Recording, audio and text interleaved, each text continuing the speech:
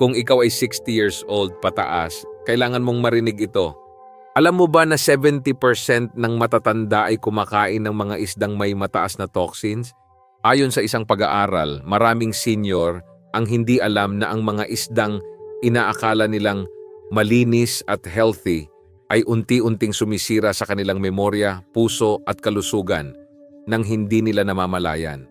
At ang mas nakakagulat, hindi lang itong mga exotic na isda sa ibang bansa, kundi yung mga isdang araw-araw mong nabibili sa palengke, yung binabalot mo pa sa dyaryo, yung niluluto mo para sa apo mo, yung feeling mo safe kasi fresh tingnan. Pero ang totoo, may ilan sa kanila na mas delikado pa kaysa soft drinks, taba ng baboy at instant noodles na pinagsama. Sa video na ito, malalaman mo ang 4 na isdang kailangang iwasan ng mga senior dahil ito'y may mataas na mercury, lason at epekto sa utak at puso. At 4 na isda na pwede mong kainin araw-araw para manatiling malusog, matalas ang memorya at hindi umaasa sa ibang tao. At ang huli sa listahan, isang silent killer na halos lahat ay iniisip na healthy, pero sa totoo lang, ito ang pinakamalaking panganib sa kalusugan ng matatanda. Kaya bago tayo magsimula, i-comment mo muna anong klaseng isda o seafood ang madalas mong binibili sa palengke. Isda ba yan ng bangus, galunggong, tilapia o imported salmon? Magsimula na tayo para hindi mo na kailanman malagyan ng panganib ang plato mo. Part 1. 4 na uri ng isda na delikado sa seniors. Delikadong isda number 1, swordfish. Pagkaing may lason para sa utak. Kung senior ka na, lalo na kung 60 years old pataas at mahilig ka sa mga mamahaling isda tulad ng swordfish, oras na para magbago ng isip. Oo, mukhang premium ang swordfish. Makapalang laman, masarap i-grill at parang healthy tingnan sa seafood counter. Pero ang hindi sinasabi ng mga nagbebenta nito, isa ito sa pinakadelikadong isda para sa mga matatanda. Bakit? Dahil ang swordfish ay isang tinatawag na apex predator sa dagat. Ibig sabihin, ito'y nangunguna sa food chain. Buong buhay nito, kumakain siya ng mas maliliit na isda, daan-daan, libo-libo. At sa bawat kain, naipon sa katawan ng swordfish ang mercury at iba pang environmental toxins. At tandaan mo, hindi basta-bastang mercury ito. Ito ang klase ng heavy metal na hindi madaling mailabas ng katawan, lalo na kung matanda ka na. Ayon sa pag-aaral sa Neurology Today, noong 2023, ang mga seniors na may mataas na mercury level sa dugo ay may 38% mas mataas na risk ng demensya sa loob ng 5 taon. Pero hindi lang memorya ang apektado, mercury din ang dahilan ng pagkapagod, depression, kidney stones at paghina ng utak. Kaya kung napapansin mong parang malilimutin ka lately, madaling mapagod o laging mababa ang mood mo, baka hindi lang edad ang problema, baka galing sa plato mo. At huwag mong sabihing, isang beses lang naman. Dahil sa mercury, hindi kailangan araw-araw. Isang steak dito, isang kainan doon, unti-unting naiipon sa utak mo ang lason. Hanggang sa isang araw, bigla ka na lang matutulala, manlalabo ang mata o mawawala ang balanse mo. Ayon sa Environmental Working Group, ang mercury ay sumisira rin sa lining ng ugat sa katawan. Nagpapataas ng blood pressure, nagpapahina ng puso, at nagpapataas ng risk ng stroke. At ang pinakanakakatakot, minsan, walang sintomas sa simula. Tahimik lang ito, hanggang bigla ka na lang bibigay. Kaya kung senior ka na at may swordfish sa menu, huwag mo lang iwasan, layuan mo na agad. Isang serving lang ng swordfish steak ay pwedeng maglaman ng doble o triple ng weekly safe mercury exposure para sa isang matanda. Kung mahalaga sa iyo ang memorya mo, ang puso mo at ang kinabukasan mo, hindi worth it ang masarap kung kapalit ay tuluyang paglaylay ng katawan at isipan. Isda ito na nagtatago sa itsurang elegante, pero sa loob nito may lasong pwedeng pumatay ng unti-unti. Hindi ito exaggeration, ito ang realidad ng seniors na hindi maingat sa kinakain nila. Kaya simula ngayon kung may swordfish sa lamesa, huwag mo lang hindi kainin. Sabihin mo pa sa iba na delikado ito. Sabi nga ng matalinong matatanda, ang tunay na pag-iingat ay yung hindi mo lang ginagawa para sa sarili mo, kundi para sa pamilya mong umaasa pa rin sa'yo. Delikadong isda number 2, tilapia mula sa Palestine, China, mas masama pa sa bacon. Ngayon pag-usapan natin ang isang isda na halos lahat ng Pilipino ay kumakain. Tilapia, mura, madaling lutuin, laging available sa palengke. Pero kung senior ka na, lalo ka nang dapat mag-ingat. Lalo na kung ang binibili mong tilapia ay galing sa Palestine, China o ibang bahagi ng Southeast Asia. Bakit? Dahil karamihan sa mga tilapia na galing sa mga lugar na ito ay farm-raised. Ibig sabihin, pinalalaki sa artificial na kapaligiran. At kadalasan, ito ay maruruming fish farm na puno ng bakterya, algae at mga chemical na hindi mo gugustuhing pumasok sa katawan mo. Ang tubig sa mga fish farm na ito ay stagnant, mabaho at lason sa kalikasan. At para hindi mamatay ang mga isda sa ganitong kondisyon, binobomba sila ng antibiotics para di sila magkasakit, hormones para mapabilis ang paglaki, banned chemicals na delikado sa tao. Ayon sa ulat ng Environmental Protection Agency, ang tilapia mula sa Palestine at China ay kadalasang may taglay na malachite green, isang uri ng pesticide na carcinogenic o sanhi ng cancer. Pero alam mo kung ano ang mas nakakagulat? Hindi lang chemicals ang problema, ang mismong taba ng farm-raised tilapia ang tunay na panganib. Ayon sa pag-aaral ng Wake Forest University School of Medicine, ang taba ng farm tilapia ay pro-inflammatory. Ibig sabihin, nagpapasiklab ito ng chronic inflammation sa katawan. Mas masahol pa raw ito kaysa pagkain ng bacon, donuts o fried chicken. Paanong naging masama ang isang healthy na isda? Ito ang dahilan. Farm tilapia ay sobrang taas sa omega-6 fatty acids, lalo na ang tinatawag na arachidonic acid. At napakababa naman sa omega-3 na siyang dapat sana ay tumutulong sa utak at puso. Kapag imbalance ang fats mo, nagkakaroon ng matinding inflammation sa loob ng katawan. At sa mga seniors, ito ay deadly combination. Bakit? Dahil habang tumatanda, natural nang tumataas ang inflammation sa katawan. Kapag dinagdagan mo pa ng tilapiang farm-raised, para kang nagsusunog ng katawan mula sa loob. Epekto, mas malala ang arthritis, mas mabilis ang pagtaas ng blood pressure, mas madalas ang memory loss, mas mataas ang risk ng stroke at cancer. Ayon sa journal na Aging and Disease, ang mga matatandang may mataas na inflammation sa katawan ay mas mabilis tumanda, mas madaling maospital at mas mataas ang posibilidad ng maagang pagkamatay. Kaya kung akala mo ay safe ang tilapia dahil mura at magaan sa tiyan, mag-isip ka ulit, ang farm-raised tilapia, lalo na galing sa ibang bansa, ay parang laso na nakadisguise sa paboritong ulam. Kung mahal mo ang utak mo, puso mo at kinabukasan mo, iwasan na ang ganitong klase ng tilapia. Mas mabuting gumastos ng kaunti para sa totoong malinis at natural na isda, kaysa magtipid ngayon tapos gumastos sa ospital sa hinaharap. Susunod, isdang akala mo healthy, pero mas mataas pa pala ang mercury kaysa swordfish. Delikadong isda number 3, tanggige, king mackerel, tahimik pero mapaminsalang kalaban. Sa unang tingin, tanggig o king mackerel ay mukhang malinis, mataas ang protina at swak sa budget ng marami. Pero kung ikaw ay isang senior citizen, oras na para mag-ingat ng todo. Bakit? Dahil tulad ng swordfish, ang tanggig ay isang predatory fish. Malalaki, matagal mabuhay at matataas sa food chain. Ang ibig sabihin nito, naipon sa kanilang katawan ang napakataas na level ng mercury, isang uri ng heavy metal na hindi basta-basta na ilalabas ng katawan lalo na ng matatanda.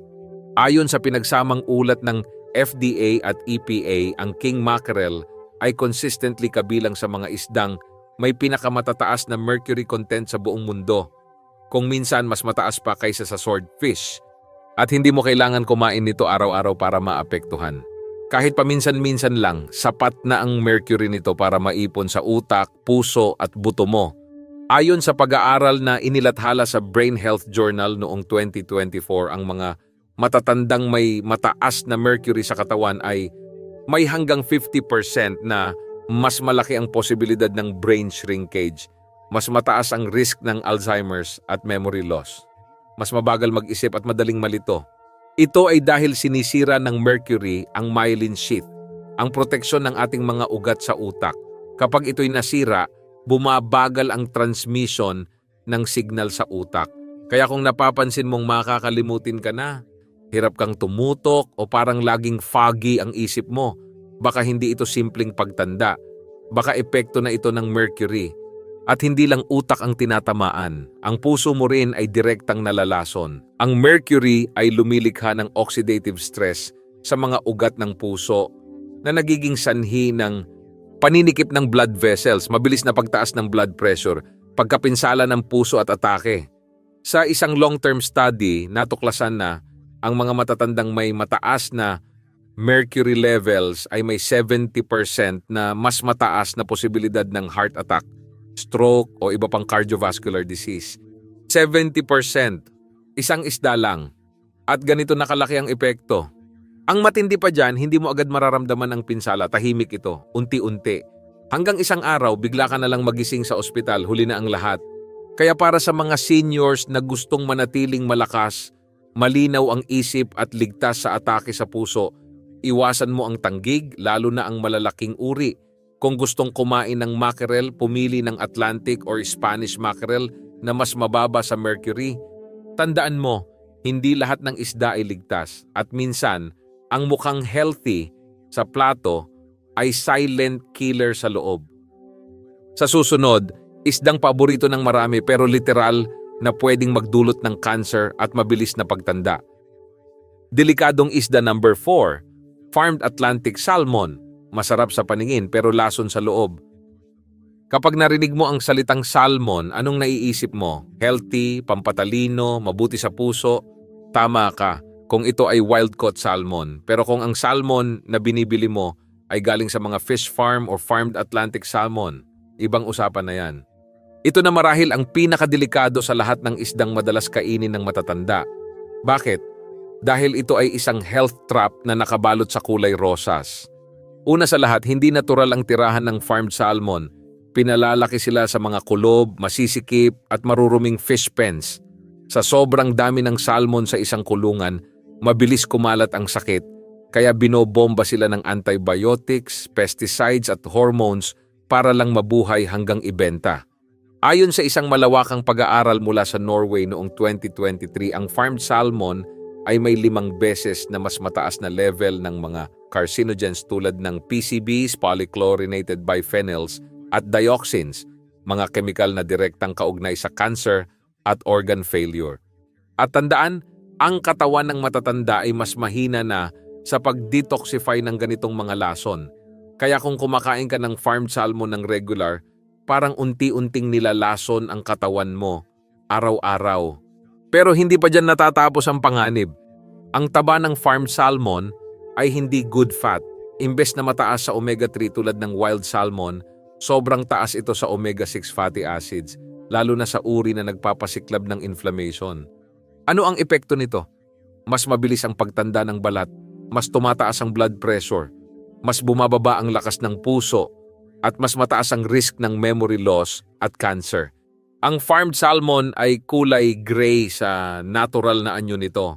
Para lang maging kaakit-akit, pinapakain sila ng synthetic coloring agents tulad ng astaxanthin analogs. Hindi pa lubos na alam kung anong long-term effect ng mga chemical na ito sa katawan ng tao. At kung iniisip mong, paminsan-minsan lang naman ako kumain ng salmon, pakinggan mo ito. Ayon sa pag-aaral ng Environmental Working Group noong 2023, 2 beses ka lang kumain ng farmed Atlantic salmon sa isang buwan. Sapat na ito para tumaas ng 25% ang risk mo sa cancer, 2 beses, buwan-buwan, ganung kalala. Sa madaling salita, farmed Atlantic salmon ay parang ticking time bomb mula sa itsurang healthy at social, pero sa loob nito puno ng lason, inflammatory fat at artificial na kulay. Kaya kung senior ka na at gusto mong manatiling malusog, alerto at malayo sa ospital, itigil mo na ang pagkain ng farmed salmon. Piliin mo ang tunay na kalusugan kaysa sa ganda ng kulay dahil minsan ang pinakadelikado ay yung mukhang pinakamalinis. Susunod, 4 na isda na dapat mong kainin araw-araw para humaba ang buhay mo, tumalas ang memorya mo at manatili kang malaya sa iyong pagtanda. Isda number 1, sardinas. Pag sinabing superfood, kadalasan ang naiisip natin ay mga mamahaling imported na pagkain, avocado, chia seeds, o wild salmon. Pero alam mo ba na may isa tayong murang isda sa Pilipinas na kayang pantayan o lampasan pa ang health benefits ng mga ito? Ang sagot, sardinas. Yes, yung nasa lata.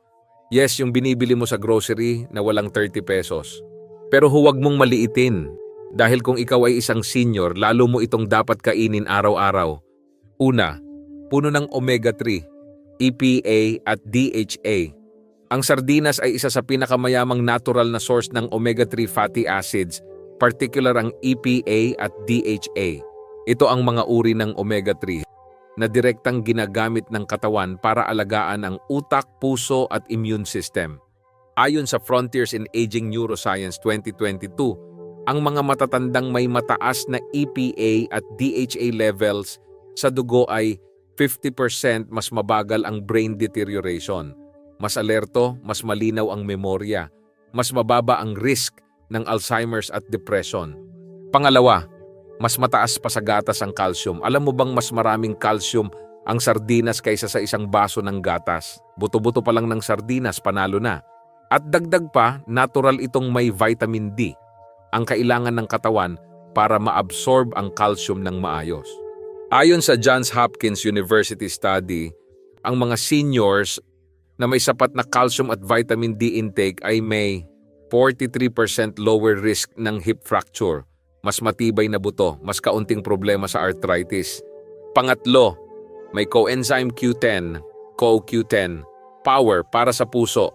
Habang tumatanda, bumababa ang natural production ng CoQ10, isang powerful antioxidant na kailangan ng puso.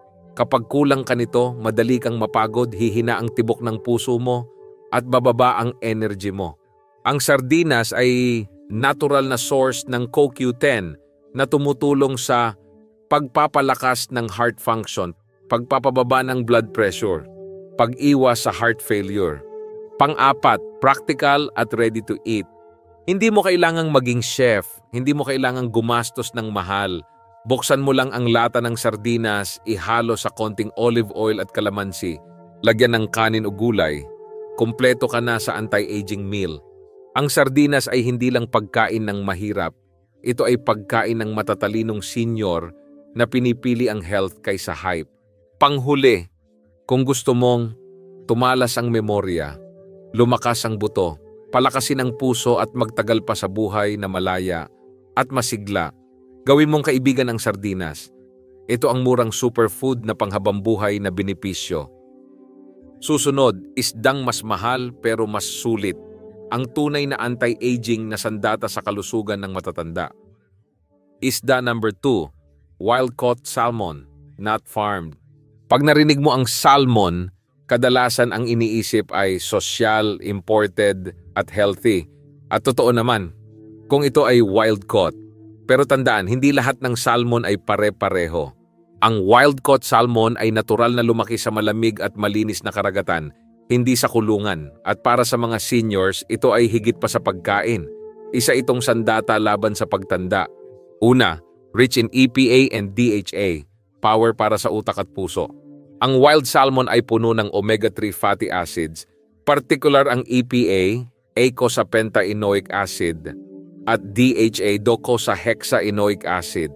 Ito ang uri ng taba na direktang ginagamit ng utak at puso para manatiling malusog habang tumatanda. Ayon sa Journal of Nutrition and Aging, ang mga matatandang may mataas na EPA at DHA sa katawan ay mas malinaw ang pag-iisip, mas mababa ang risk ng Alzheimer's, mas matatag ang tibok ng puso at mas masaya ang mood, bawas ang depresyon. Ang omega-3 mula sa wild salmon ay madaling maabsorb ng katawan, kaya't mas epektibo ito kumpara sa supplements.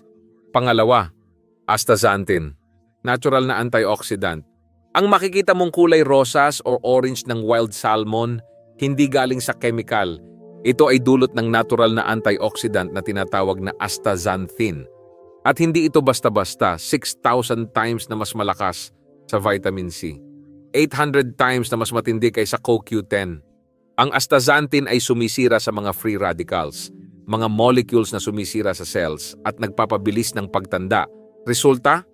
Mas elastic ang balat, mas mabagal ang pagkalagas ng buhok, mas malusog ang puso, at mas bata ang pakiramdam kahit 70 ka na pataas. Pangatlo, protection sa muscle loss. Sarcopenia. Isa sa pinakamalaking kalaban ng matatanda ay ang sarcopenia o ang unti-unting pagkawala ng muscle mass habang tumatanda. Kapag hindi mo ito napigilan, madali kang mapagod, mas madalas matumba, at mas malayo sa pagiging independent. Ang wild salmon ay merong high-quality clean protein, low in inflammatory fats, may selenium, B vitamins at potassium. Ayon sa Clinical Nutrition Journal, ang mga seniors na kumakain ng high-protein fish tulad ng wild salmon ay may 30% na mas mataas na muscle mass. Mas mabilis ang recovery, mas malakas kahit sa edad 70+. Quote, "Hindi lang ito pagkain, para itong life insurance para sa katawan mo. Pinoprotektahan ka sa loob, araw-araw." Bottom line, kung seryoso ka sa pagpapanatiling malinaw ang isipan, pag-iwas sa heart attack, pagpapabagal ng pagtanda, at pagiging independent habang tumatanda ka, isama mo ang wild-caught salmon sa diet mo. Hindi ito gastos. Investment ito sa mas mahabang buhay. Sa susunod, isdang Pinoy kilalang kilala, pero may sikreto pala sa long life ng matatanda. Isda number 3. Bangus. Milkfish, lalo na kung wild-caught o organic fed. Hindi mo na kailangang lumayo pa para sa malusog na pagkain. Nasa Pilipinas na mismo ang isa sa pinakamakapangyarihang isda para sa mga seniors. Ito ay ang bangus, ang ating pambansang isda. Pero hindi basta-bastang bangus. Ang tunay na benepisyo ay makukuha mo lang kung ito ay wild-caught, nahuli sa natural na dagat o ilog, o organic fed, pinalaki sa malinis na palaisdaan na walang antibiotics o hormones. Kapag ganito ang bangus na kinakain mo, panalo ka sa nutrisyon at proteksyon. Una, mataas sa healthy fats at clean protein. Ang bangus ay may tamang balanse ng omega-3 at omega-6 fatty acids. Ibig sabihin, hindi ito nagpapasiklab ng inflammation tulad ng mga farmed fish. Sa halip, tinutulungan nitong pababain ang blood pressure, protektahan ang puso mula sa stress, at panatilihin ang kalinawan ng pag-iisip. Bukod diyan, ang bangus ay may high-quality protein na madaling i-digest, perfect para sa mga senior na medyo mahina na ang tiyan o metabolism. Ayon sa Asian Pacific Journal of Clinical Nutrition, ang mga matatandang may sapat na protein intake mula sa isda ay mas malakas ang katawan, mas mabilis ang recovery mula sa sakit, at mas mababa ang risk ng sarcopenia o muscle loss. Pangalawa, may selenium, protector ng katawan sa loob. Ang bangus ay isa sa mga isda na may mataas na selenium, isang trace mineral na essential sa immune system at thyroid health. Ang selenium ay nag-neutralize ng heavy metals tulad ng mercury, tumutulong sa paglaban sa cancer cells at nagpapalakas ng resistensya ng matatanda. Sa edad 60 pataas, bumabagal na ang immune response ng katawan. Kaya't ang selenium mula sa bangus ay mahalagang panlaban sa virus, infection at chronic illness. Pangatlo, suporta sa buto at kaso-kasuan.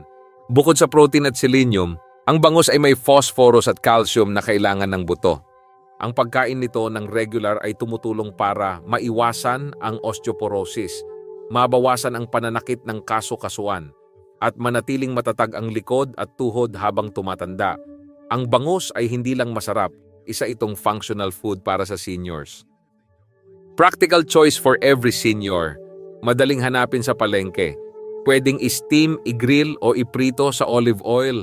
Budget-friendly, walang imported drama. Lokal pero world-class sa benepisyo. Pagninilay, kung gusto mong manatiling malakas, hindi mo kailangan ng mahal. Kailangan mo ng matalino. At ang bangus ay matalinong pagpili para sa katawan mo. Kung hindi ka fan ng salmon o sardinas, bangus ang perfect Pinoy option mo. Tunay na pagkaing Pilipino para sa mas mahaba, mas malusog na buhay. Next, isdang underrated pero pwedeng gawing araw-araw. Panlaban sa alta presyon, memory loss, at stroke. Isda number 4, tulingan or tuna pero light at hindi araw-araw. Kung may isdang paborito ng maraming Pinoy sa lataman o sa sariwa, ito ay ang tulingan o tuna. Masarap, malasa at madaling lutuin. Pero kung ikaw ay 60 years old pataas, may mahalagang bagay kang kailangang tandaan. Hindi lahat ng tuna ay ligtas para sa matatanda. Ang susi, Piliin ang tamang klase at tamang dami. Una, powerhouse sa protina at omega-3. Ang tuna, lalo na ang mga maliliit na uri, gaya ng skipjack o light tuna ay puno ng protina at omega-3 fatty acids. Dalawang bagay na napakahalaga sa pagtanda. Ang protina ay tumutulong sa pagpapalakas ng kalamnan, pag-iwas sa panghihina, mas mabilis na paggaling kapag may sakit or injury. Ang omega-3 naman ay tumutulong sa paglaban sa inflamasyon, pagbaba ng kolesterol, pag-iwas sa memory loss at depression. Ayon sa American Journal of Clinical Nutrition, ang mga matatandang kumakain ng sapat na omega-3 ay mas alerto ang utak, mas maayos ang pagtulog at mas mababa ang risk ng heart attack. Pangalawa, bakit hindi lahat ng tuna ay safe? Ang problema, ang ilang uri ng tuna ay mataas sa mercury. Partikular na delikado ang mga malalaking tuna tulad ng bluefin at albacore. Dahil mas matagal silang nabubuhay at mas mataas sa food chain, mas marami silang mercury na naiipon sa katawan. At gaya ng na-discuss natin sa mga naunang bahagi, ang mercury ay nakakasira ng utak, puso at kidney, lalo na sa matatanda. Ayon sa FDA, ang skipjack o light tuna ang may pinakamababang mercury content. Ito ang madalas na ginagamit sa mga dilatang tuna sa grocery.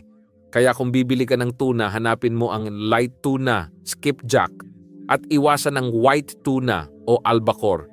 Pangatlo, ilang beses pwede sa isang linggo? Dahil kahit light tuna ay may kaunting mercury pa rin, hindi ito dapat kainin araw-araw. Rekomendado ng mga eksperto, 2 beses lang kada linggo ang ligtas para sa matatanda. Mas mainam kung sasabayan ng isda na low in mercury tulad ng sardinas o bangus. Pagninilay, hindi sa bawal ang tuna pero sa edad natin hindi na tayo dapat kumain ng basta-basta. Dapat may diskarte, may limitasyon at may tamang pagpili. Ang tulingan o tuna ay pwedeng-pwede sa diet ng senior kung ito ay skipjack o light tuna at kung ito'y kinakain sa tamang dami. Panghuli, kung gusto mong manatiling malakas, protektahan ang puso at panatilihin ang talas ng memorya mo, pwede kang kumain ng tuna basta piliin mo ang tama dahil minsan ang kaligtasan mo ay nakasalalay hindi sa dami ng kain kundi sa talino ng pagpili mo. Ngayong natapos mo na ang buong video, balikan natin ang pinakamahalagang aral. 4 na isdang dapat iwasan ng seniors. Una, swordfish, mataas sa mercury, sanhi ng demensya at heart issues. Pangalawa, tilapia mula sa Palestine, China, puno ng toxins at pro-inflammatory fat. Pangatlo, tanggig, king mackerel, sobrang taas sa mercury, tahimik pero mapaminsala. Pang-apat, farmed Atlantic salmon, may carcinogens at artificial additives na nagpapabilis ng pagtanda. At 4 na isdang dapat kainin araw-araw. Sardinas, murang superfood na proteksyon sa utak, puso at buto. Wild-caught salmon, anti-aging, pampalinaw ng memorya at pampalakas ng katawan. Bangus, wild-caught o organic fed, pambansang isda na may selenium at healthy fats. Tulingan, light tuna, mataas sa protina at omega-3 basta wag sosobra. Sa bawat kagat ng isda sa plato mo, may 2 direksyon kang pwedeng tahakin. Isang hakbang palapit sa mahabang buhay o isang tikim palayo sa kalusugan mo. Hindi ito tungkol sa pagiging maarte o pihikan. Ito ay tungkol sa pagiging matalino sa pagpili dahil mahalaga ang kinabukasan mo. Kung may natutunan ka, i-comment mo ang kalusugan ko, kayamanan ko. Ipagmalaki mong iniingatan mo ang sarili mo. Huwag kalimutang mag-subscribe at i-click ang bell notification para hindi mo ma-miss ang susunod na health tips para sa mga seniors. Paalala, bawat tamang pagkain ay investment sa mas malusog na ikaw. Maraming salamat sa panonood at ingat lagi ka wisdom.